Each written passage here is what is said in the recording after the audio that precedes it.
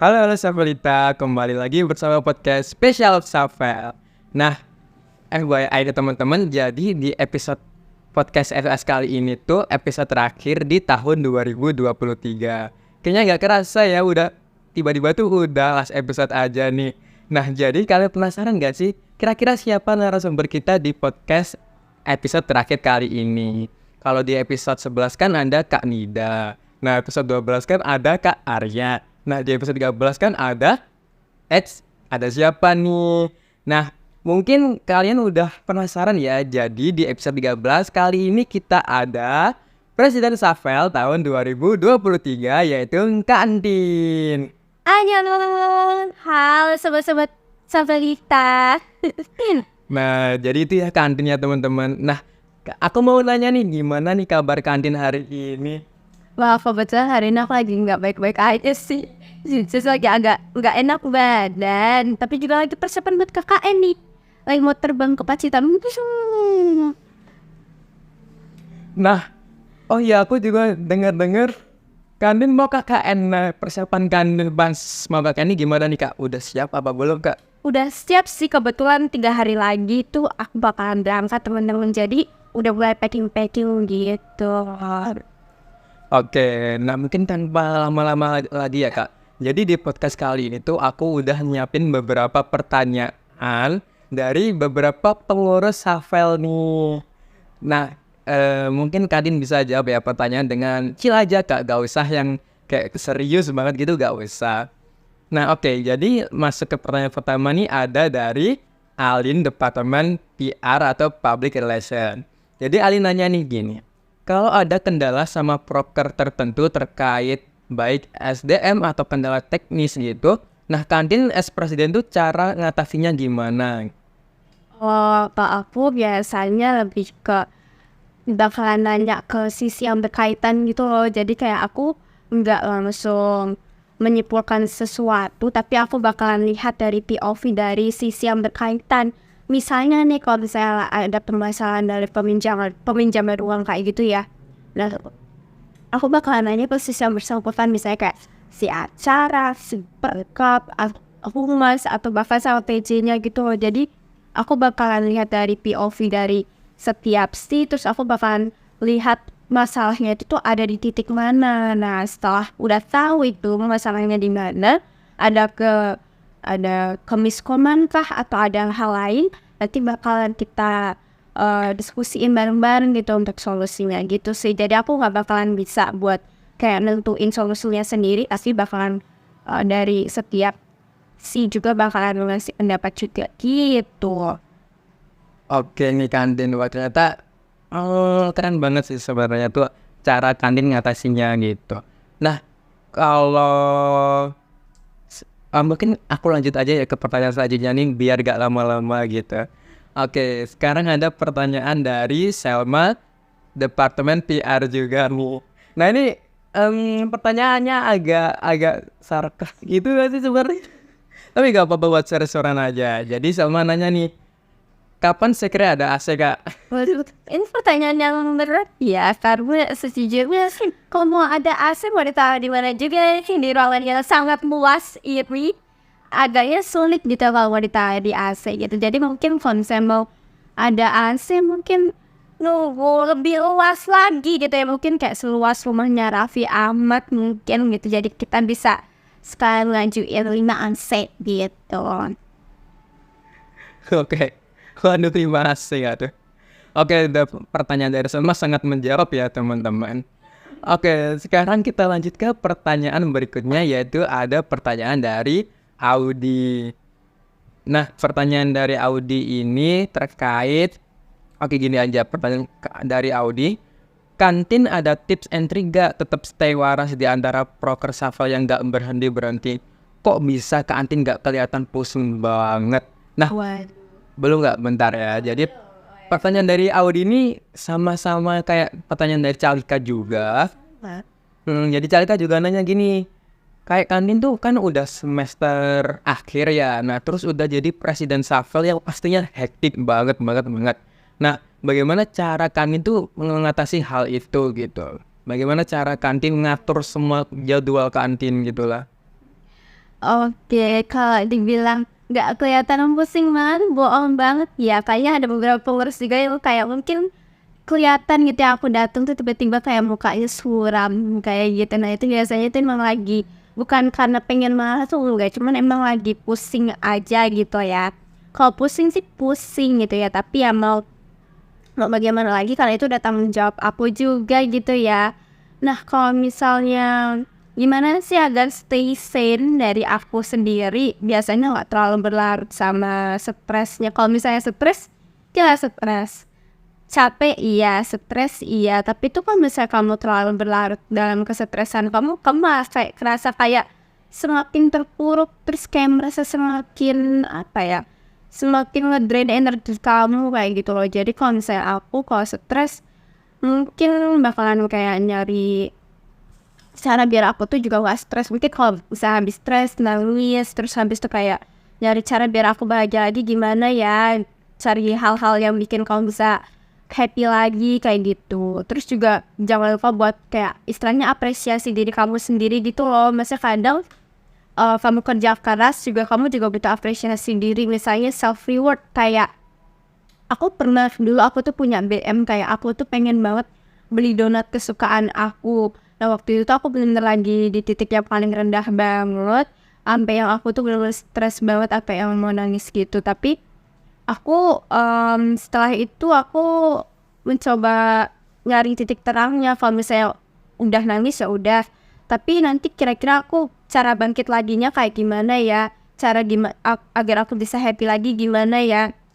Karena pasti setiap masalah tuh juga kan pasti ada solusinya dong ya. Ya pasti ada solusinya, nggak cuma nangis doang terus selesai, itu nggak mungkin gitu. Jadi biasanya aku nggak terlalu berlarut, terus biasanya aku biasa memenuhi BM aku atau kayak wishlist aku, misalnya kayak aku gitu kayak beli donat kesukaan aku, atau misalnya kayak pergi ke bukit apa gitu yang emang menjadi wishlist aku. Itu menurutku kayak nggak harus yang kayak terlalu muluk-muluk gitu loh. At least as long as you happy, itu menurut aku itu bermakna banget gitu loh. Jadi itu penting gitu untuk apresiasi diri kamu sendiri, atau bikin kayak wishlist yang nanti ini bisa jadi self reward kamu nanti kalau misalnya kamu udah achieve sesuatu yang menurut kamu itu susah kamu dapet kayak gitu. Itu sih. Sama me time itu juga perlu ya, sesibuk-sibuknya kamu juga harus punya waktu buat diri kamu sendiri kayak gitu. Itu sekolah dari aku. Oke, ya aku juga kadang heran sesama Kandin tuh sebenarnya gimana cara ngatur waktunya tuh, soalnya kan ya udah semester akhir, udah mau KKN, kemarin juga sempet ngajar gitu ya. Terus masih sempet dateng ke proker-proker Sarvel gitu, apalagi belum tugas-tugasnya tuh banyak banget. Kalau aku sih udah pasti udah stres. Sebenarnya kalau nyari waktu luang kayak gitu nyari celah aja sih. Kalau kemarin kan karena aku PK, praktik kependidikan, itu juga aku nggak full kayak 18 jam di sekolah tuh ngajar tuh enggak ya. Waktu display itu kan kebetulan aku juga habis ngajar terus kosong, jadinya kayak sebisa mungkin aku nuntasin tanggung jawab aku di sekolah, udah selesai ngajar atau misalnya udah nyelesain apa yang ditugasin sama guru, terus kalau misalnya aku ada waktu luang langsung pergi aja gitu loh. Jadi kayak sesempatnya aja, tapi nggak usah yang terlalu dipaksa banget gitu sih kalau aku. Oke, tapi ya tetap bagus sih Kak, kan masih ada tanggung jawab juga gitu ya, nggak kabur-kaburan gitu. Nah oke, jadi mungkin Audi sama Calika gitu ya jawabannya dari kantin, mungkin bisa memotivasi kalian nih buat lebih produktif lagi. Nah sekarang kita ada pertanyaan dari Ishe nih, dari Departemen Public Speaking. Nah jadi Ishe nih nanya gini, sebagai ketua nih kan kantin tuh ya harus kan juga semua proker. Nah proker-proker itu kan persiapannya kayak gitu, maksudnya kayak gitu tuh persiapannya itu panjang gitu ya Kak. Nah kadang kan ada yang tabrakan dengan persiapan departemen lain, terus ada persiapan proker lain. Nah cara kantin ngatur prioritas kayak gitu tuh gimana? Terus kalau cara kantin ngatur prioritas proker yang bakal didatengin tuh gimana gitu? Oke, jadi kan sebenarnya di sini kan yang harus hadir di setiap proker tuh gak cuma aku ya, tapi kan juga sama PIPH yang lain sebenarnya gitu. Biasanya kami tuh kalau misalnya ada jadwal yang tabrakan kayak gini tuh biasanya kita split gitu, jadi dibagi dua gitu. Misalnya ada 4 orang di proker A, yang 4 orang di proker B. Tapi kalau dari aku sendiri, aku prioritasnya ke proker yang agendanya tuh bentar lagi mau mulai gitu. Misalnya antara satu yang emang lagi rapat besar rutin sama yang satu lagi gladi bersih kayak gitu. Nah, aku biasanya lebih prioritasnya gladi bersih karena kalau aku nggak ikut itu, aku pasti apa ya? Aku bakalan, karena itu menurut aku gladi itu tuh lebih penting karena aku harus tahu kayak jalannya acaranya kayak gimana, terus juga kendala-kendala yang bakalan terjadi itu kayak gimana. Jadi aku istilahnya udah punya gambaran secara langsung kayak gitu.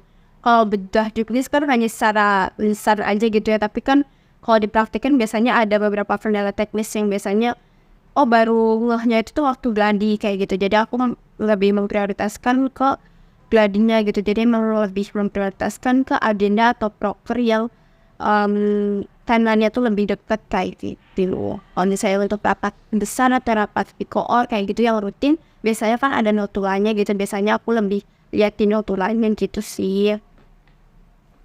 Oh, ternyata cara kantin buat ngatur prioritas tuh gitu ya. Aku kira tuh kantin gimana ya, kayak pilih kasih gitu loh, ternyata enggak juga. Enggak dong. Iya nih. Ya kan emang tiap proker tuh selalu datang gitu loh kantin. Hebat banget kan teman-teman. Nah, oke, sekarang kita lanjut ke pertanyaan berikutnya dari Kak Dera nih. Nah, jadi pertanyaan dari Kak Dera itu gini, kayak gimana time management antara kuliah, Safel, dan personalnya. Nah, kayak tadi kan kantin udah bilang nih, kantin sebisa mungkin ada waktu me time nanti itu gimana Kak? Ini pertanyaannya jujur kayak pertanyaan LDO ya, berasa aku dilain saran LDO ya, maaf, makasih. Wih, kayaknya rasanya aku pengen jadi pengurus lagi, enggak bercanda. Oke. Oke, jadi gimana kan? Oke, jadi untuk pembagiannya time management sendiri sebenarnya aku udah nerapin prinsip ini tuh dari awal gitu ya, antara kuliah sama Safel. Sebisa mungkin tuh antara dua hal itu tuh imbang kayak gitu ya, karena emang prioritas tuh kan sebenarnya di kuliah. Kalau nggak kuliah aku nggak mungkin bisa masuk Safel kan gitu teorinya. Jadi kalau dulu aku kan masuk Safel tuh dari maba, maba banget. Maba terus sampai sekarang itu biasanya aku handle-nya tuh kuliah dulu. Kuliahnya tuh kalau misalnya ada tugas sebisa mungkin aku kerjain dulu kayak gitu. Kalau misalnya Safel itu kan tanggung jawabnya beda-beda. Misalnya aku di sini jadi staff atau misalnya jadi koor itu kan beda lagi gitu loh tanggung jawabnya. Tapi tetap tugas kuliahku yang harus aku selesaikan dulu dari awal gitu. Jadi biar nggak terlalu mepet sama deadline. Kemudian kalau untuk Safel sendiri, nanti aku bisa sesuaikan gitu. Oh, kebutuhan aku misalnya di event ini tuh job desk-nya apa aja, terus juga disesuaikan sama timeline-nya. Jadi perlu banget gitu loh buat scheduling antara kuliah sama proker. Jangan sampai nanti kayak deadline-nya itu tuh samaan gitu loh. Jadi ada waktu buat kamu bisa memprioritaskan buat ngerjain tugas atau misalnya ujian gitu ya. Kalau misalnya yang harus dikerjain di rumah sama tanggung jawab misalnya di Safel kan, di Safel itu kan nggak semuanya itu tuh kayak harus di lapangan gitu ya, tapi kan ada yang harus kerjain kayak desain, harus kayak revisi segala macam atau ngerjain apa kayak gitu tuh perlu di scheduling dengan rata kayak gitu. Kalau personalnya sebenarnya sampai nggak ada me time sih, jadi aku juga bingung bagi sini gimana. Karena ya me time pun di rumah gitu. Sama ini aku juga belum bisa pergi keluar dan cuma biasanya menghabiskan waktu di rumah buat tidur kayak gitu. Itu the best me time ever kayak gitu sih. Sebenarnya itu kayak sebenarnya kalau masalah tips and trick untuk membagi waktu nggak ada, karena ini kayak pinter-pinteran kalian aja cara membagi waktu antara Safel sama kuliah. Karena Safel kan sebenarnya kalian dapat kepanitiaan pasti timeline-nya juga bakalan beda-beda gitu loh. Terus juga kalian kuliah jadwalnya beda, terus mungkin ada jadwal hal-hal lain, mungkin kayak jadwal yang misalnya dari organisasi yang mewajibkan maba untuk ikut segala macam, itu kan juga bukan kalian yang menentukan timeline-nya gitu. Jadi dari aku sendiri penting buat kalian tuh scheduling misalnya pakai Notion atau pakai platform lain yang bisa bikin kalian tuh bikin reminder juga gitu buatnya. Oh, dari host kita juga pakai Notion ya? Pakai sih sebenarnya, tapi jarang aku pakai lagi. Oh iya. Soalnya kebanyakan tugas, terus aku ya bingung ngaturnya juga sih sebenarnya. Oke, tapi sebenarnya itu penting sih teman-teman. Atau mungkin kayak cuma untuk tahu jadwal kalian pakai Google Calendar yang simple aja, itu tuh menurutku tuh udah simple aja, itu udah berarti pakai Google Calendar kayak gitu yang biasa dia simple gitu. Tapi sebenarnya pokoknya intinya agar kalian tuh bisa tahu schedule kalian gitu loh. Baik juga kalau misalnya kalian punya kayak schedule yang lebih rinci, misalnya per jam kayak gitu tuh kalian harus ngapa-ngapain. Oh di jam 5 sampai jam 6 kalian harus ngerjain tugas, jam 6 sampai 7 misalnya rapat, segala macam, itu biar lebih tertata dan teratur juga gitu. Soalnya apalagi kalau misalnya di Shuffle tuh banyak banget program kerjanya, terus apalagi jadwalnya tuh biasanya tuh tabrakan gitu karena saking persiapannya itu tuh barengan gitu, jadi emang perlu banget kayak gitu untuk scheduling. Itu sih dari aku. Oke, jadi intinya tuh ngatur jadwal tuh penting banget ya. Kalian bisa pakai kayak Notion lah, Google Calendar lah, atau kalian kalau mau nyatet di di WhatsApp juga bisa. Intinya kalian juga, pokoknya kalian tuh harus nyusun rencana gitu loh biar lebih teratur gitu. Terus biar bisa tetap produktif. Soalnya pas aku dulu kemarin pakai Notion tuh ya lumayan membantu kegiatan sehari-hari gitu. Lumayan banget. Oke, sekarang kita lanjut ke pertanyaan dari aku sendiri nih. Jadi aku nanya, kapan saya kira ganti komputer ya? Kalian tahu sendiri kan ya komputer Shuffle tuh kayak gimana gitu. Komputer yang bisa menaklukkan komputer Shuffle adalah orang yang punya iman yang luas. Oh, sebenarnya tahun ini tuh ada rencana ganti sih, cuman kan sebenarnya udah ada proposalnya gitu ya, tapi kayak nanggung gitu loh karena kita malah baru selesainya tuh sekarang gitu, padahal itu kan udah akhir tahun banget gitu. Jadi sebenarnya proposalnya udah jadi kayak gitu, cuman kayaknya tahun depan aja gitu ya. Gitu. Sama ini kan maksudnya kalau cuma ngeprint doang kan gampang ya, nggak apa-apa ya pakai komputer Shuffle. Jadi kayak cuma ngeprint kan nggak buat gaming kan, ya jadi masih bisa dipakai kalau sabar gitu. Oke, intinya kalau kalian mau pakai komputer Shuffle, kuncinya adalah kesabaran tingkat tinggi teman-teman. Bener banget. Oke, sekarang kita lanjut ke pertanyaan dari pengurus terakhir, yaitu ada Kak Diva dari Departemen PR nih. Nah, Kak Diva nanya gini, tell me one of your most heartwarming moments when you are in Shuffle. Most heartwarming apa ya? Oh, ini sih waktu UG waktu kertas berputar itu sebenarnya itu seru sih, tapi aku baru bisa kerasanya tuh waktu aku pulang kan, karena aku baru sembuh bacanya pas pulang.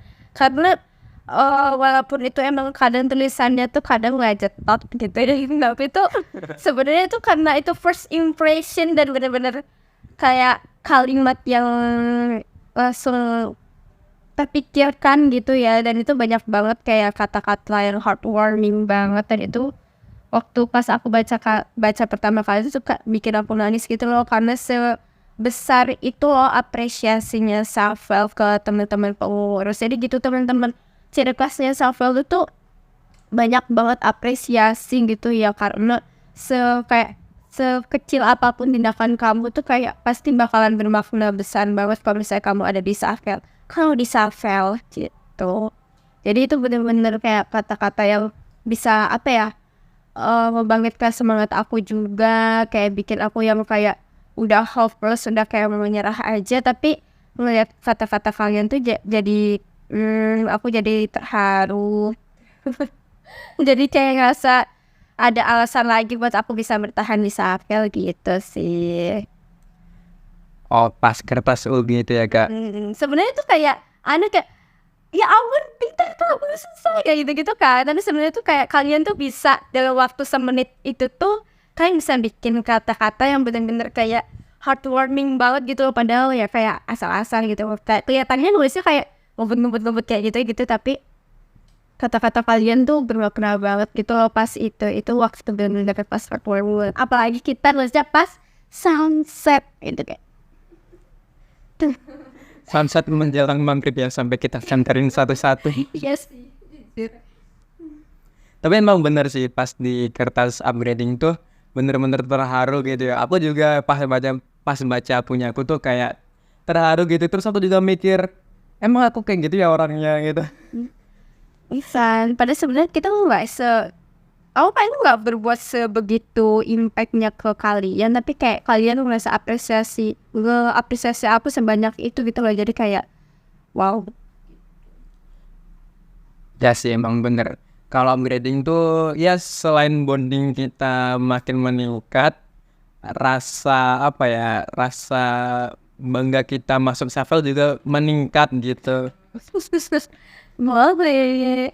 Nah, sekarang ada pertanyaan umum nih, Kak. Jadi, pertanyaan umum pertama tuh, apa yang harus diubah atau ditingkatkan dari Shuffle? Yang harus diubah atau ditingkatkan. Kalau ditingkatkan lebih ke ini ya, kalau menurut aku sama komunikasi gitu ya, karena karena kita tuh beneran banyak banget prokernya, terus sibuk banget, apalagi tahun ini tuh beneran banyak banget kayak proker-proker yang emang udah offline kayak gitu ya. Perlu banget buat saling komunikasi, sesibuk apapun kamu tuh harus ngabarin, entah itu ke ketuamu atau ke ketua departemen, maksudnya ketua event atau ketua departemen gitu, karena penting banget gitu ya kalau misalnya tiba-tiba ada miskom kayak loh kok ini tiba-tiba nggak ada, dan dia meninggalkan beberapa job list yang belum dikerjakan, tapi ketika di follow up lagi dia slow respon, itu justru menghambat kinerja dari teman-teman yang lain juga kayak gitu. Dan ini juga kayak harus istilahnya kan di backup sama teman-teman yang lain, maksudnya kalau yang lain membantu backup aku rasa masih nggak apa-apa kayak gitu ya. Cuman kan kalau misalnya nggak bilang duluan kan jadi rasanya kayak ada rasa kesel dikit biasanya kayak gitu ya. Bedanya kayak kenapa sih nggak bilang dari awal, kayak tahu gitu kan aku kerjain, biasa kan kayak gitu. Jadi penting banget gitu loh buat saling melabari satu sama lain, terutama buat internal nih, buat pengurus juga kadang kan kayak sibuk atau misalnya susah banget dihubungin padahal itu lagi urgensi banget. Kadang biasanya teman-teman PIPH suka curhat nih kayak ini tuh susah banget dihubungin nih, biasanya tuh onnya tuh malam-malam atau misalnya kayak gimana, padahal ini tuh lagi urgent banget buat dihubungin kadang kayak gitu. Jadi emang penting banget gitu loh, ini tuh bukan kayak basa-basi banget kayak kamu kenapa, kamu overwhelmed gak, itu tuh bukan basa-basi gitu ya, tapi itu pertanyaan yang serius buat dijawab kayak gitu ya. Jadi kayak emang kalau misalnya kalian overwhelmed atau misalnya kalian lagi butuh bantuan, itu pasti bakalan bener-bener dibantu gitu sih. Jadi gak usah kayak ngerasa gak enakan banget, kayak aku gak enakan ya nanti dia nambah kerjaan aku, atau kayak serasa seakan-akan aku masih bisa kok nge-handle itu, tapi nyatanya kalau dihubungin susah kayak gitu kan. Itu kan istilahnya kamu punya niat tapi kamu gak ada tindakan buat merealisasikan niatmu itu kayak gitu loh. Jadi penting itu loh penting itu buat komunikasi antar pengurus itu, baik itu di kepanitiaan atau di internal departemen gitu sih Om. Iya, bener banget sih. Kalau kalian ngerasa capek ya, itu nggak apa-apa sih sebenarnya. Kalau capek ya bilang, nanti boleh kok istirahat. Nah, tapi kalau kalian capek terus tiba-tiba ngilang, nah itu bakal ngerepotin gitu ya. Soalnya banyak pihak yang dirugiin gitu loh. Saya udah beberapa kali pernah gitu. Terus yang lain juga bingung nih, gimana ya caranya, gimana cara ngaturnya gitu. Ya bukan bermaksud apa ya kayak nyindir kah atau apa enggak, tapi ini sebagai ungkapan aja gitu teman-teman. Nah, oke, mungkin langsung aja ya lanjut ke pertanyaan berikutnya. Menurut Kandi nih, kinerja Shuffle di tahun 2023 gimana? Kinerja 2023 menurutku udah bagus banget ya, karena kita tuh jadi kayak langkah awal dari setelah pandemi, terus kita benar-benar langkah awal untuk ngadain semua proker, hampir semua proker itu offline gitu ya. Dan kita tuh ya referensinya tuh juga jauh banget ya, karena itu kan terakhir di tahun 2019 kalau nggak salah. 2019 Dan itu yang mana itu 3 tahun yang lalu gitu. Apalagi waktu event-event awal kayak Facebook, UNESCO, yang event-event besar. Dan kita patokannya tuh bener-bener ya dari tahun 2019 itu. Dan kita harus menyesuaikan dengan kondisi yang sekarang yang kondisinya tuh jauh lebih berbeda kayak gitu ya. Jadi menurutku tuh udah kayak satu pencapaian yang paling keren banget gitu loh buat kita. Karena kita udah bisa berhasil untuk istilahnya merealisasikan semua proker itu secara offline gitu sih. Ya sih, kalau menurutku juga udah keren. Soalnya kan dari tahun-tahun kemarin kan online gara-gara COVID. Nah sekarang offline semua dari Facebook, UNESCO, terus banyak proker besar juga ya offline, KPAB juga udah mulai offline kemarin. Nah sekarang kita ke pertanyaan terakhir nih Kak. Jadi apa harapan kantin buat Safel tahun 2024? Dan apa pesan kantin buat Safel tahun 2024? Oke, harapannya ya. Bentar.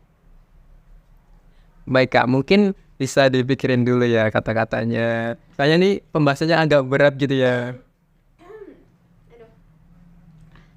Kalau harapannya ya untuk pengurus tahun depan jelas kayak semangat aja gitu ya, karena pasti bakalan lebih berat juga gitu ya. Dan tapi kalian juga udah punya referensi dari tahun sekarang, harusnya nggak terlalu banyak beban kayak referensi yang lama kayak gitu ya untuk bentuk proker kayak gitu, untuk melaksanakan proker. Tapi kalian juga mungkin tips dari aku lebih menyiapkan banyak tenaga ya, energi dan kayak tubuh yang fit juga ya. Karena ternyata dari aku yang 3 tahun di Safel dan bisa merasakan online, hybrid, dan offline itu tuh jauh banget beda. Dan ngerasa banget kalau offline itu tuh kedrain banget gitu loh energinya. Kalau dulu kan kalau online kayak gitu masih bisa lah kayak rapat double device easy kayak gitu kan. Kalau sekarang kamu harus datang langsung ke tempatnya, dan biasanya mungkin juga udah capek di jalan, terus belum nanti moving ke tempat satu ke tempat yang lain, terus juga belum lagi buat kayak nge-handle proker secara offline dan online itu juga beda ya. Kalau online kan secara teknis aja, dan kalau offline kan kita lebih banyak berinteraksi dengan orangnya tersebut, jadi lebih banyak memakan energi juga gitu loh. Jadi lebih mempersiapkan banyak energi juga. Tapi kalau menurut aku ya, dari aku yang rasain, kalau secara proker itu kalau capek jelas capek, tapi kalau kalian ngerasa kalian punya goals atau tujuan dalam proker itu, misalnya kamu mau dapat relasi, atau misalnya kamu mau kayak improve cara kamu bisa berkomunikasi dengan orang banyak kayak gitu, ada kayak tujuan tertentu, kamu bakalan ngerasa enjoy dan having fun gitu loh sama kalian ngeproker, karena kalian juga punya tujuan. Dan ya kalian juga pasti bakalan, kalau misalnya di Safel aku bisa yakin ya kalau di Kepanitiaan tuh bakalan dikelilingi orang-orang yang suportif juga gitu ya, yang bakalan membantu juga, yang bakalan kayak istilahnya mungkin punya tujuan yang sama juga dari kalian kayak gitu sih. Jadi tetap semangat aja ya, karena kalau misalnya aku wanti-wanti emang kayak mengadakan proker secara offline dibandingkan online tuh lebih capek yang offline, lebih banyak hal-hal detail yang perlu diperhatikan di offline juga kayak gitu. Kemudian tadi kesan-pesan juga ya, kesan-pesannya ya dari aku sendiri, kesan-pesan untuk Safel 2023 apa ya, karena ini tahun ketiga aku, kesannya aku juga gak expect dapat tanggung jawab sebesar ini ya di awal, dan aku juga butuh adaptasi. Dan di Safel tuh aku juga belajar banyak kayak gitu ya, apalagi di tahun ini yang selain aku adaptasi di Safel dari dari online ke offline, aku juga dari kuliah juga adaptasi dari online ke offline gitu, yang mana itu gak mudah banget gitu ya. Tapi bareng-bareng sama balik lagi ya, karena lingkungan aku dikelilingi sama orang-orang yang suportif, yang baik banget, yang selalu kayak mengapresiasi aku, yang selalu istilahnya ngayomin aku juga. Jadi nggak cuma aku yang ngayomin teman-teman ya, tapi teman-teman juga yang ngayomin aku, terus juga saling nyemangatin satu sama lain. Menurutku itu aku juga happy banget ya, walaupun aku juga nggak bohong kalau misalnya aku pernah ada di titik paling rendah juga ya, waktu aku lagi capek, stressful atau gimana. Tapi tetap aja menurut aku Safel di tahun ini tuh bakalan berkesan banget gitu loh buat aku gitu sih. Oke Kak Andin, terima kasih banget jawabannya ya. Jadi Kalau dari aku sendiri, Shuffle 2023 juga berkesan banget sih teman-teman. Jadi apa ya, ya walaupun programnya tuh banyak terus capek, tapi rasa capeknya tuh lebih kecil dibanding sama manfaat yang didapat ketika join Shuffle gitu. Itu kalau menurutku ya real gitu. Nah, setelah kita berbincang-bincang bareng Presiden Shuffle nih, gak terasa ternyata podcast kali ini tuh udah sampai sini aja teman-teman. Jadi setelah berbincang-bincang seru bareng Kak Entin as Presiden Shuffle, kita jadi tahu nih bagaimana kehidupan Presiden Shuffle, terus bagaimana kinerja Shuffle 2023 menurut pandangan dari Kak Entin, terus bagaimana harapan kantin buat di Shuffle 2024 juga. Jadi kalau dari aku harapan buat temen-temen Shuffle di 2024 pokoknya semangat aja ya. Soalnya Shuffle itu seru kok, seru banget. Ini gak bohong ya? Iya, emang seru banget. Oke, mungkin sampai sini aja kita tutup kali ya. Jadi sampai jumpa di podcast SOS episode 14 di tahun 2024. Yeay. See you teman-teman. See ya. Bye-bye, Sabrita.